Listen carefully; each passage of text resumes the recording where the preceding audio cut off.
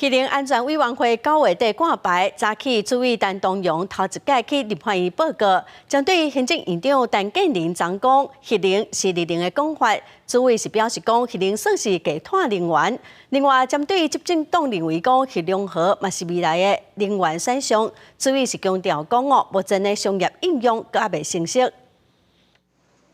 接任渔安会第一任的主委陈东荣早起去到立法院报告甲备询，就互国民党立委范美玲这期敢有适合？陈主委表示会尽量，不过伊嘛坦白讲无把握。针对院长陈建仁前一天表态，渔林是绿能，渔林安全管制机关的态度又搁是安怎？陈主委表示，敢是绿能，就有严格定义。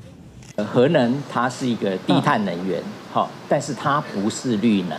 好，绿能是在欧盟，它有比较严谨的定义。那么它其实要叫做洁净能源，主要精神就是环境永续。推动飞核加园的执政党，包括后一届的总统参选人赖清德甲行政院长陈建仁，拢认为未来会当把无产生废料的核融合看作是能源的选择。核安会表示，相关的技术目前伫商业也无发展到遐尔成熟，也若有3位总统参选人表态支持核电厂延长甲重启，即卖这个阶段敢有可能？我想核废料的问题必须先处理了。好，那这个才会有一些空间来做。 其他运转没有找到处理的方案，谈核1、核2、核3的研议都是空谈，是不是这个意思？是的。